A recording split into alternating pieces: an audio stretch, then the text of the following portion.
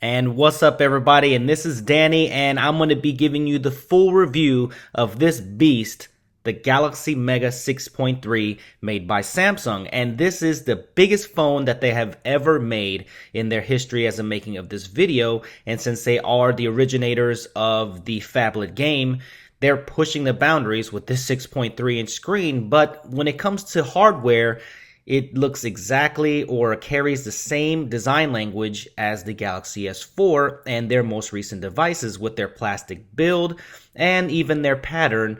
It looks very familiar. So let's do a quick hardware tour. On the right side, you will see a power on and off switch.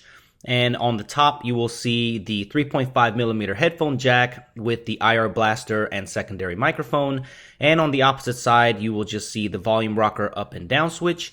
And on the bottom, you see the micro USB and the secondary microphone, and also with that rear firing speaker. On the back, you will see a 8-megapixel primary shooter, not the 13 that have come in the flagships, but more like the Galaxy S4 Mini. And of course, it comes with a removable plastic back that shows the giant 3200 milliamp battery, which gives it all-day battery life, and battery life is great on this Galaxy Mega 6.3. And this device runs Android 4.2.2, which is the most recent software as of the making of this video. So that's great that they included that, like the Galaxy S4. So very familiar here. You'll see the lock screen widgets on 4.2.2 and the same notification pull down with quick toggles on the top, the same type of widgets, and pretty much the same type of apps as well. Not everything is here though. There are a few things missing in this build, and we'll go over that in a little bit. But primarily, this is the same experience that you will get on the Galaxy S4 or the Galaxy S4 Mini right now. But since this is not a flagship device, you will not get all those cool features that you saw on the Galaxy S4. So if you want to do that, you're not going to be able to show this phone off. Now let's get back to the size of this thing and take a look at it next to the Galaxy S4 and even the 5.5-inch Optimus G Pro. It even makes the Optimus G Pro look pretty small.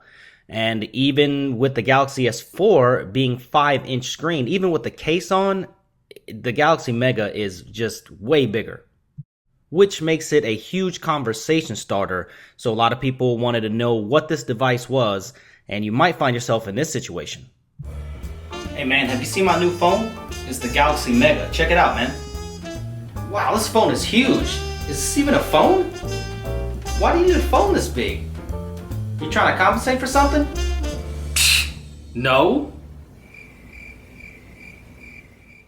So besides all the clowning and the that's what she said jokes, this 720p screen, yes, 720p, not 1080p, is actually very good. It is of the LCD affair as well, so it's not Super AMOLED. So I found that the color replication on here was a little bit better, not as crazy saturated. Definitely it's not, doesn't have the contrast ratio that the Super AMOLED screens do, but I just found that this big screen just made everything better. Even text reading to book reading and internet browsing was definitely a pleasure. I mean, you could just see everything. Everything's amplified. It's huge. So that sounds like a no-brainer, but it just was a really good experience. And watching videos, definitely an amazing thing, because I watch a lot of YouTube and consume a lot of media, and I think that's exactly what Samsung targeted for this, since it's more like a mid-range device. And the screen was definitely adequate for that, and I think that you will definitely enjoy this Galaxy Mega 6.3 if you're into media consumption, because look at the landscape launcher here. You don't get that in the Note 2 series. And if you like to multitask, I found that multitasking was great on this huge screen. So it definitely takes advantage of the screen real estate, and typing is a breeze. Since you have so much room to type with, typing was awesome. And another advantage of this large screen, you have the biggest viewfinder ever when it comes to taking pictures, and it's amazing taking pictures with it. You can just see everything, and it was a definite good experience with the camera. So let's go and take a look at the camera. It is an 8 megapixel camera sensor, and it's probably the same sensor that was in the Galaxy S3. And you have a lot of features here, but you are missing a few from the Galaxy S4. So you're not getting everything like you would on the Galaxy S4, but you have enough here. You can see beauty face, best photo, continuous shot, sound and shot. So you do have a lot of things.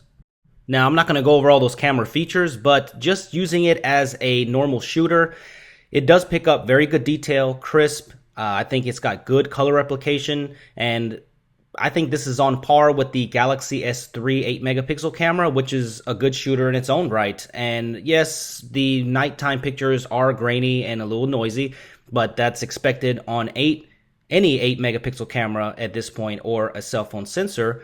So I don't think you'll be disappointed at all. The 1080p video, not the best that I've seen, but definitely passable 1080p video. And I will put this up in a separate video so you can see the quality of the video and images.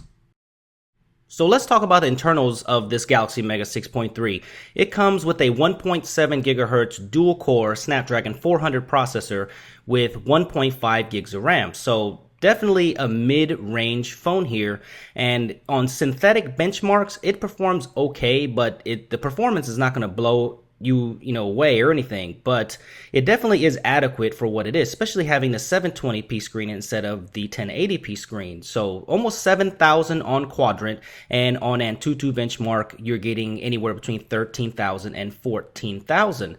And even though that the GPU is not a flagship GPU, I didn't really have any problems playing games on this at all. And on this big screen, the games look amazing on here. And there's some stutters here and there on some really graphically intensive games, but even here, like on World War Z, it run pretty flawless for me. So gamers out there that are worried about this Galaxy Mega 6.3 not able to handle most games, I would say it's okay. I'd say go for it. Some of the more graphically intensive games, though, you may not be able to play on this. And that's where I think the lower specs kind of struggle, because in the TouchWiz launcher, I found there to be some good lags in here, but even the Galaxy S4 has lags. So I think a lot of that has to do with TouchWiz, but I took that off and put Nova Launcher on here and it flies. So it probably has to do with the launcher, S-Voice, all that stuff that bogs down the Galaxy S4 does the same here, but Nova Launcher fixes that.